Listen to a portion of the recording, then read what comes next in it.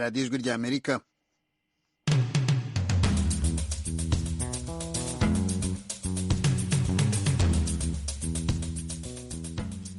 radiyo ijwi ry'Amerika ivugira i Washington DC mu kinyarwanda no mu kirundi. Mu Burundi mutwumvira ku mirongo migufi ya shortwave kuri metero 19 na metero 22. Mu Rwanda ho turi no kuri FM 104 n'ibice bitatu ya radiyo ijwi ry'Amerika. Mu karere ka Kisoro muri Uganda mudusange kuri FM 88.9 ya radiyo ijwi riyobora. Kuri internet wayeshatu radiyo yacu voa.com niho mudusanga. Ikaze mu makuru yo muri aka kanya, muri kumwe na Jeffrey Mutagoma na bagenzi banjye dufatanyije kuyabagezaho. Ingingo z'ingenzi: leta y'u Burundi yongereye igiciro cy'ibikomoka kuri peteroli. Amafaranga y'amarundi ari hagati ya 550 na 700 kuri litiro imwe. Kubera yuko igitoro atari ico twimbura ngahi wacu, kandi kubera ko ibiciro by'ibitoro bishingwa ku isoko mpuzamakungu, u Burundi burakorwa ko n'ihindagurirwa ry'ivyo biciro. Uyu ni Ibrahim Uwizeye, umushikiranganje w'ubutare n'amasoko ntanganguvu mu Burundi. Muri Kenya basezeye bwa nyuma kuri Mwai Kibaki wahoze ari perezida w'icyo gihugu, naho ihuriro ry'inyeshyamba zitwaje intwaro muri Central Africa ryahitanye abasirikare 6. Aya makuru n'ayandi ni mukara.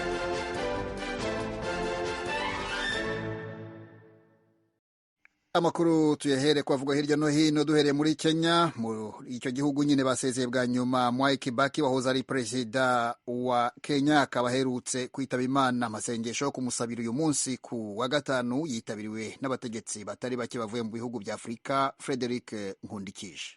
Kibaki yitavye Imana ku munsi wa gatanu heze yarashimagijwe cyane n'abategetsi b'igihugu ca Kenya batwara muri iki gihe, bavuga ko yari intwari. Yitavye umuremyi afite imyaka 90.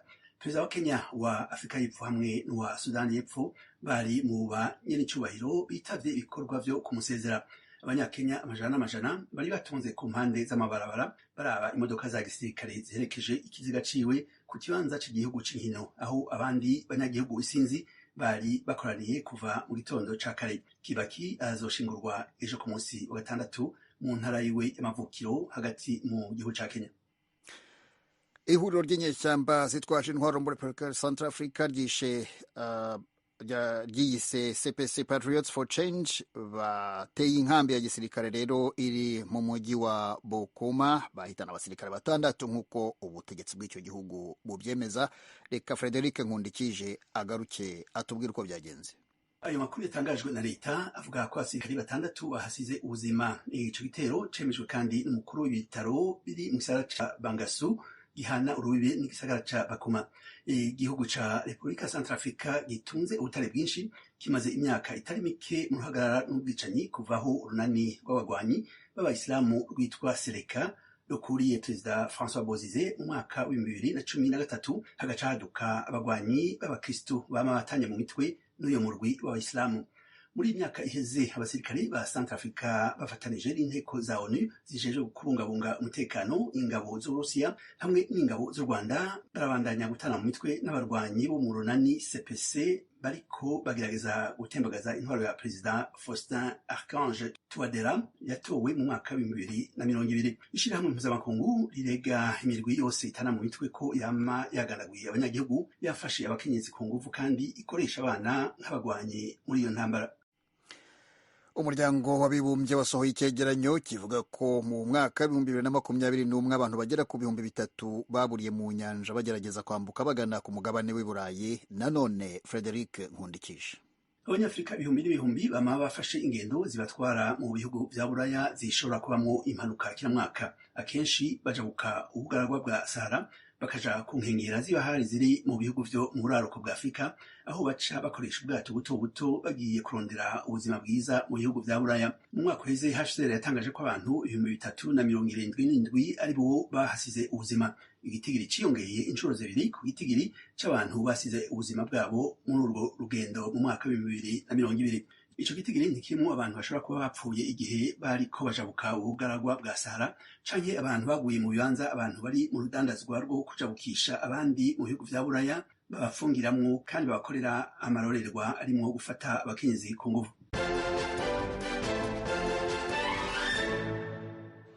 mukomeje kumva radiyo ijwi rya amerika ivugira i washington dc mu kirundi no mu kinyarwanda weshatu radiyo yacu voa.com naho murahadusanga, naho kuri facebook na twitter ni kuri @voa radiyo yacu. mu kanya turajya mu makuru avugwa mu karere k'ibiyaga bigari byo muri afurika.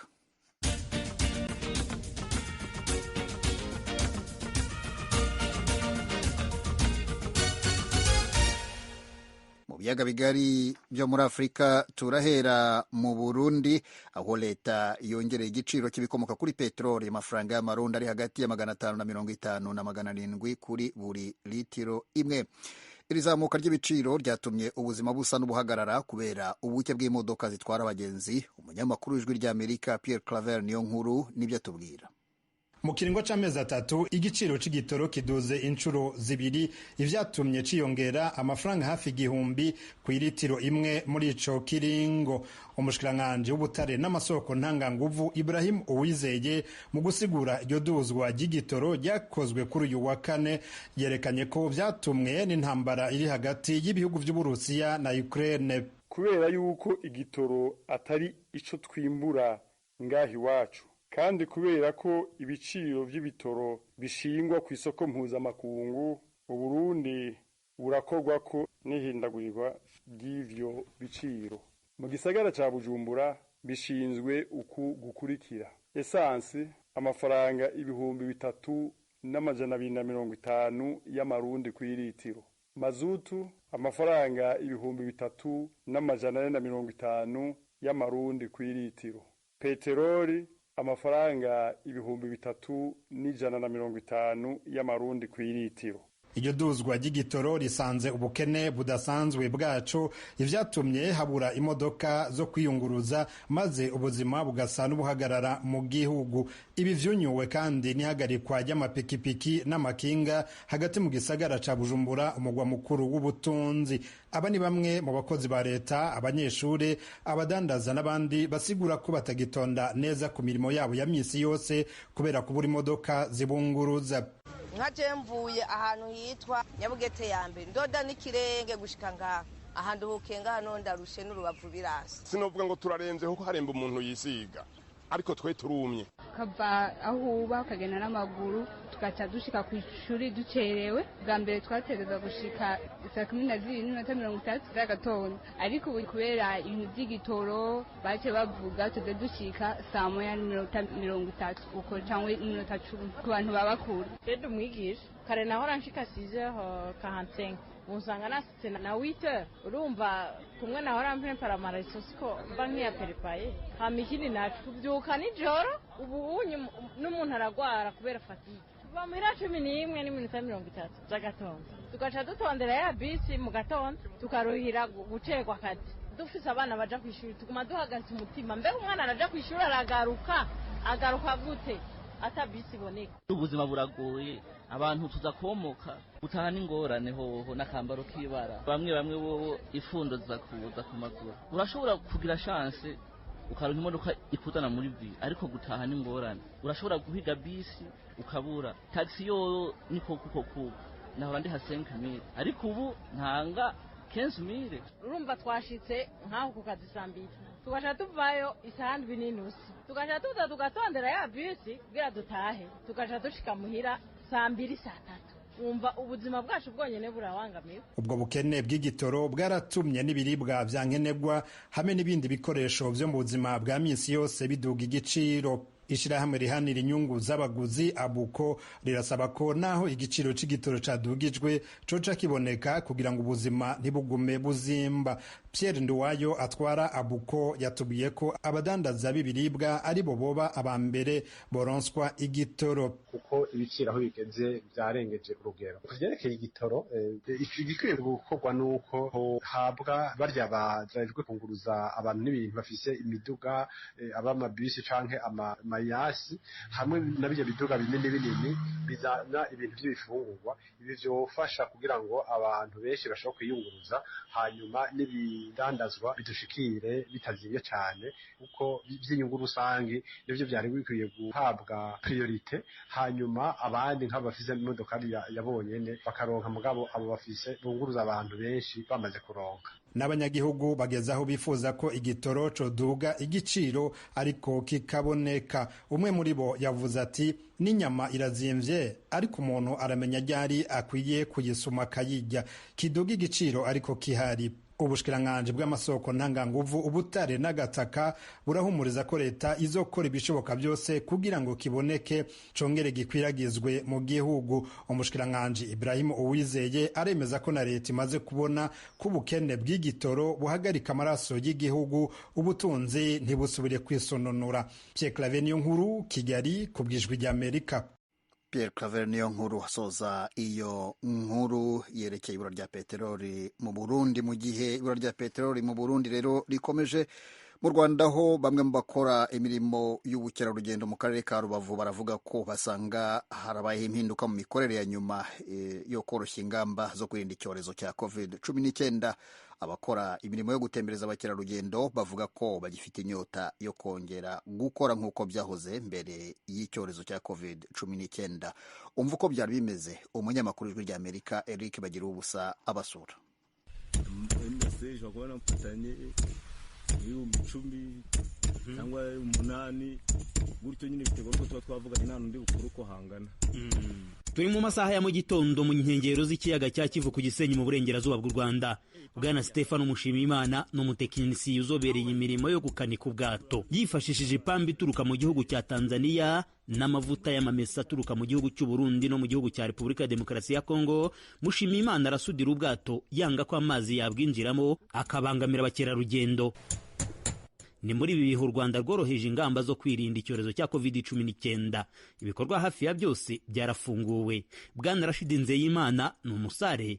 Mu kiganiro cyihariye yahaye Ijwi ry'Amerika, uyu utembereza abakerarugendo mu kiyaga cya Kivu avuga ko nyuma yo gukomorera bimwe mu bikorwa asanga harabayeho itandukaniro rikomeye mu mikorere mu kazi kabo. Gereranyije igihe cya COVID kuriya yari ikarishye, ntago twabonaga ba mukerarugendo cyane.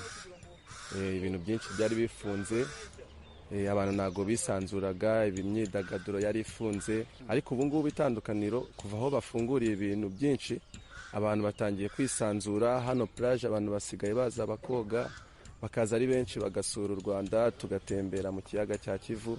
Ibivugwa na Nzeyimana bihuriraho na Bwana Stefano Mushimiyimana. Uyu mugabo akomoka mu karere ka Nyamasheke mu burengerazuba bw'u Rwanda, ariko kubera akererwa hirya no hino mu gihugu mu mirimo yo gusana ubwato bushaje, umurimo amazemo imyaka 10, twamusanze ku Gisenyi. Uvuga ngo waje mu muhengeri wita bugira ute, ubwo urasaza, bwasaza bakirute bakamamagara.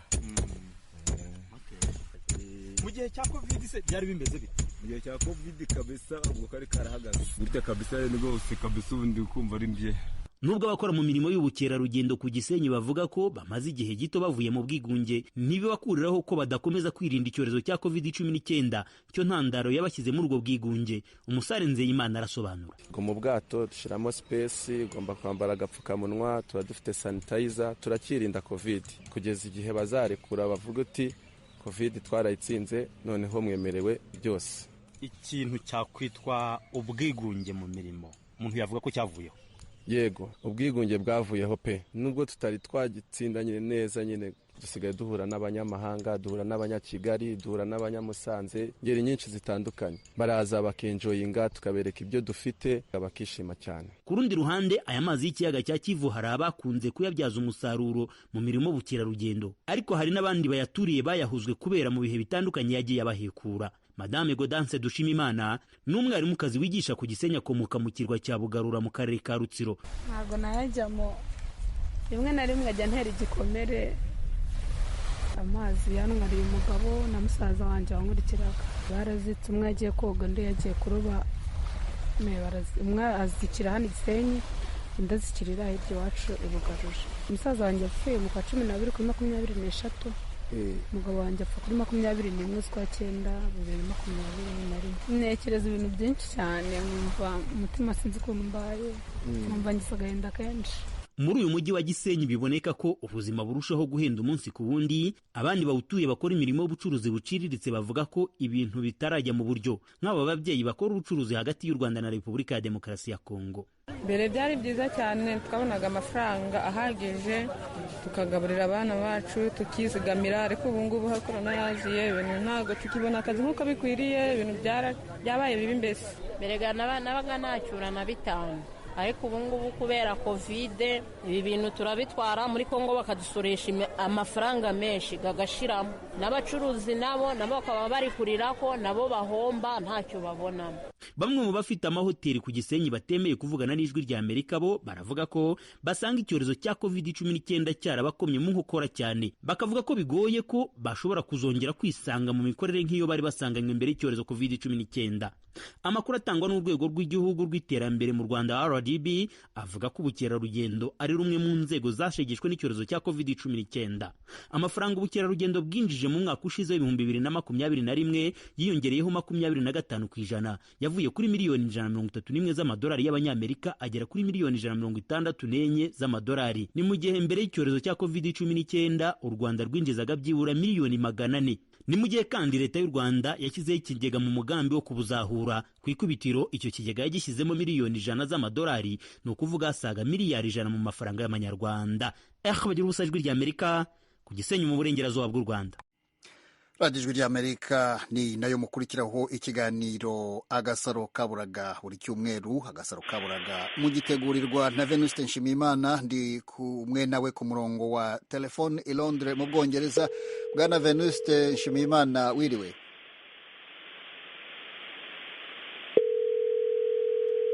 Venuste ntabwo turimo kumwumva, reka dukomeze turagaruka mu kanya gato. Bamwe mu bagabo bo mu Burundi no mu Rwanda bemeza ko bahohoterwa n'abagore babo mu rwego rwo hejuru. Iki kibazo mugenzi wacu Eugenie Mukankusi yakiganiriyeho n'abakunzi b'Ijwi ry'Amerika barangajwe imbere na Bwana Boniface Nduwimana ukangurira abandi bagabo gushyira ahagaragara ihohoterwa bakorerwa rikamaganirwa kure.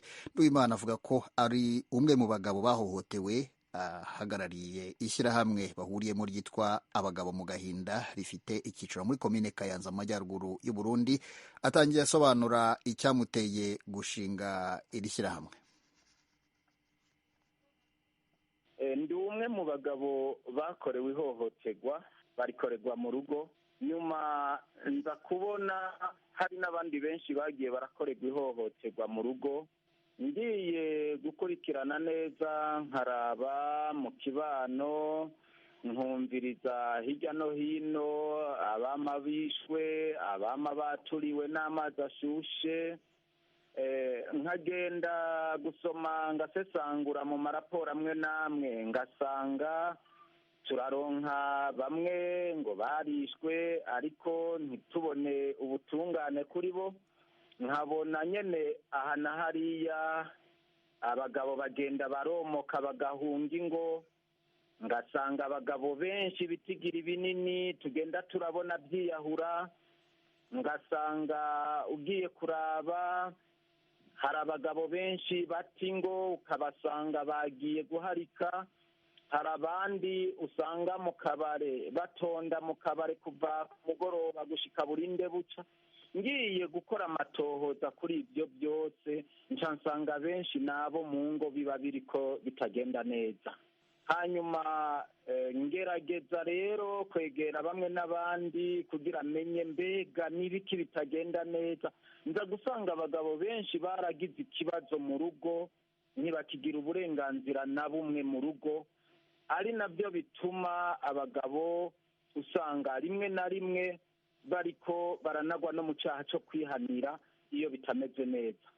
Aho rero nahavuye ncangira iciyumviro, ataya mabi ntitworeka ngo abandanye uku, ntitworeka ngo abandanye yiyongera, ahubwo birakenewe yuko tujya hamwe tukubahuka, tugaserura aya mabi tukayashyira ahabona, kugira ngo abantu bose bamenye ko aya mabi ariho, kugira ngo abantu bose batinyuke guserura aya mabi.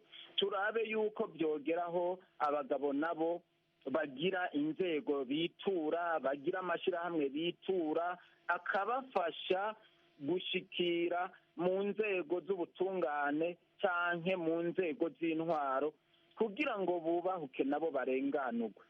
Niho niyumvira rero birakwiye ko uyu mugambi ndawushira habona, ndarondera abantu ndabasigurira umugambi ukuntu umeze, ndabereka uburorero abagabo benshi, ndabereka mbere n'abari bakomerekejwe muri ico gihe nari mu mugambi wo gushinga ishirahamwe. Nanduruka rero ndabaha iciyumviro turashinga ishirahamwe. None Boniface, mu kinyarwanda baca umugani ngo amarira y'umugabo atemba ajya mu nda, ndumva no mu kirundi bishobora kuba ari kimwe. Ubwo byarakoroheye kugira ngo ubwire abagabo uti nyabona mureke tuvuge ku kibazo dufite, hari abarimo gukora, hari ingero waduhaye, hari byinshi wari umaze kutubwira mu biri bimwe bakorerwaga, byarakoroheye kugira ngo basobanurire ko bashobora kwishyira hamwe hanyuma bakavuga niko bari ku mutima?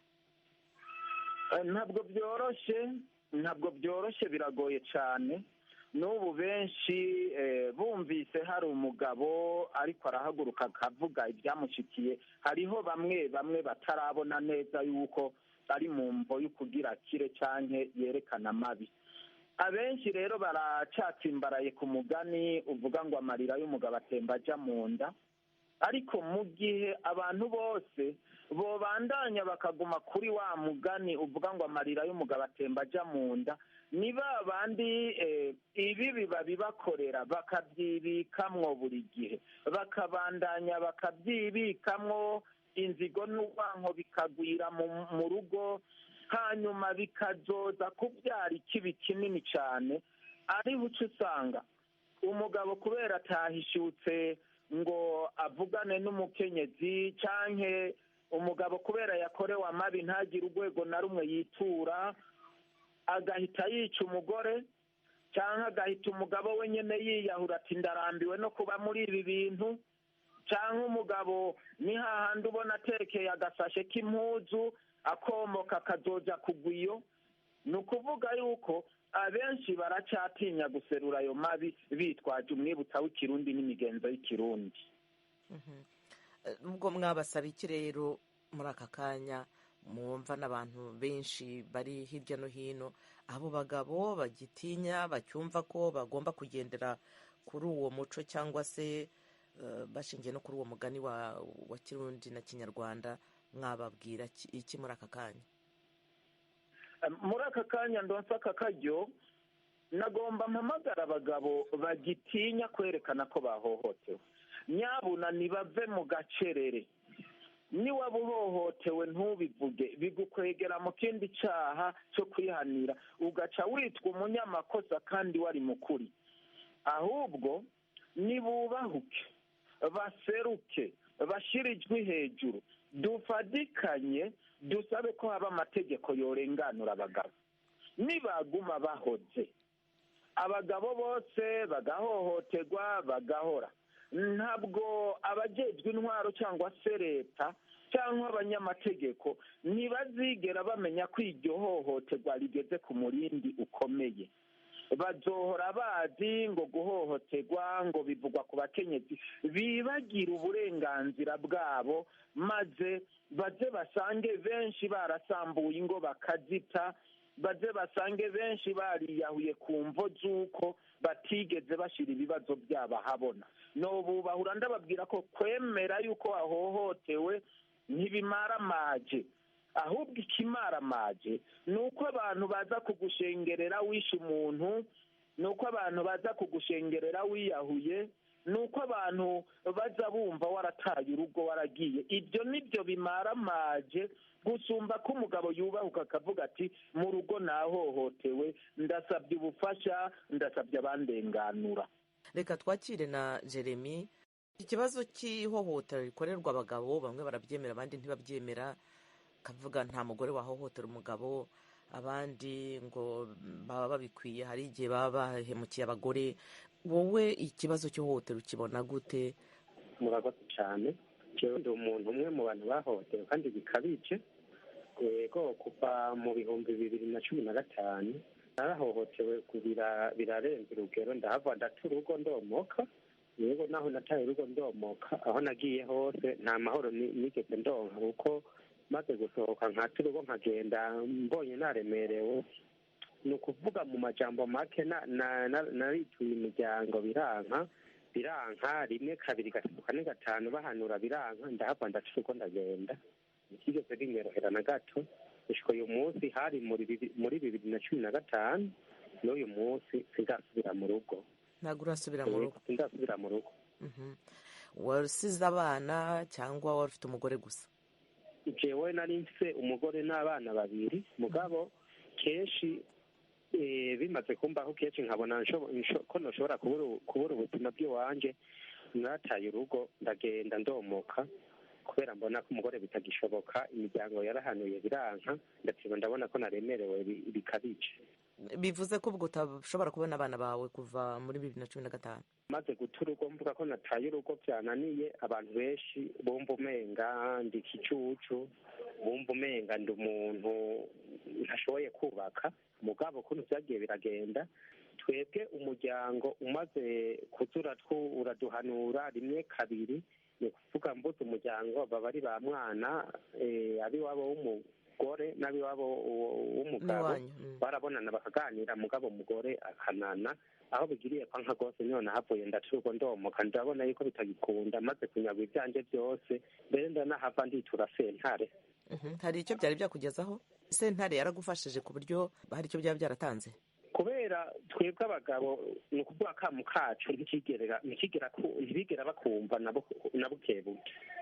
Yego akamu kacu ntibigera kumva na bukebuke ko jewe nahavuye nituye sentare muri 2015 mugabo nameze nk'utunganirizwa mu 2017. Nuko sanzwe ni wa mukunzi wanyu ngo bakazakorode mu ntara y'Iburasirazuba mu karere ka Ngoma banze ndashimire kuri iyi ngingo mwabiteguriye n'iyi ngingo y'ingirakamaro cyane cyane nkatwe nk'igitsina gabo. Nturabyemera ko bahohoterwa urabivugaho iki? Buriya ikintu cya mbere mbona igihugu cy'u Rwanda cyabashije gukora habashije kugira ngo bashake bafate inshuti z'umuryango.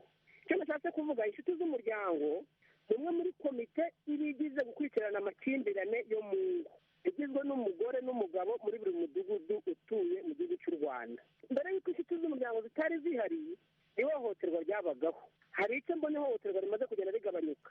Ntabwo ryagabanutse 100% ariko ntabwo uko byari bimeze inshuti z'umuryango zishinzwe guhuza umugabo n'umugore igihe bagize amakimbirane bakumva ibibazo byabo bakabunga bakongera bagasubirana. Abagabo guhohoterwa ntabwo byabura. Abagabo nabo barahohoterwa kenshi na kenshi. Urugero rwa hafi hari umugabo w'inshuti yanjye nzi wataye urugo rwe. Ubwo yarutaye mu rwego rwo kugira ngo atange umutekano iwe kuko yabonaga ko kubana n'umudamu we yazamuviramo ingaruka ugasanga aramuhohoteye arafunzwe. Ariko mu rwego rwo kugira ngo acunge umutekano we ikindi numvaga nashaka kongeraho natangiye nshima ariko ngera naho mvuga ko bitari 100%. Gusa wenda hari akantu mbona ku bagabo bamwe na bamwe bahohoterwa niba bivuge ahubwo bagakwiye kujya babivuga kugira ngo bakurikiranwe hanyuma abashe guhabwa agaciro nabo mu ngo zabo. Jean-Claude Ngoboka umukunzi w'ijwi rya Amerika mu kiganiro muri Sanga. Icyo kiganiro rero cyose mushobora kugisanga kuri wayeshatu radio yacu voa.com no kuri Facebook na YouTube ya VOA radio yacu ari naho musanga ikiganiro Agasaro Kaburaga. Ndi kumwe na Venuste Nshimiyimana. Urakitsaho? Komera Geoffrey Mutagoma. Ni wowe rero udutegurira ikiganiro Agasaro Kaburaga. Kuri iki cyumweru uhishiye iki abanywanyi b'ikiganiro Agasaro Kaburaga? Umva ikiganiro Agasaro Kaburaga cy'iki cyumweru tuzagiharira umwana w'umukobwa wari umaze imyaka 30 atandukanye n'ababyeyi be yitwa Anita Uwamahoro akomoka mu cyahoze ari komine Cyumba muri prefecture ya Byumba ya kera. Yari mu nkambi ya Nyacyonga yarimo akahava ajya ahitwa hariya Kabuga ari naho yavuye ajya mu Bufaransa. Mu mwaka wa 2010 niho musaza we witwa Jean-Claude Umugisha yaje tagiye kumushaka ariko yaje no ku ijwi rya Amerika mu cyumweru gishize amaze imyaka 12 amushaka natwe turamushaka, twamushatse gusa iminsi 3 turamubona. Mu kiganiro Agasaro Kaburaga rero muzumva amarira y'urukundo y'umwana umenya ko atari nyakamwe, muzumva ibyishimo by'umubyeyi ubonye umwana yarazi ko atakiriho. Igitangaje nakubwira Mutaguma nuko uw'amahoro twamushatse iminsi 3 nabikubwira. Urakoze Venuste, amasaha aratujyanye Venuste, urakoze cyane. Rero reka nshimire namwe nshuti mu bakunzi b'ijwi ry'Amerika, nshimire Egirwemo uhagarariye aya makuru, Nadia Taha wamfashije ku buhanga bw'ibyuma. Kuri mikoro mwari kumwe na Jeffrey Mutagoma. Amahoro n'amahirwe kuri mwese.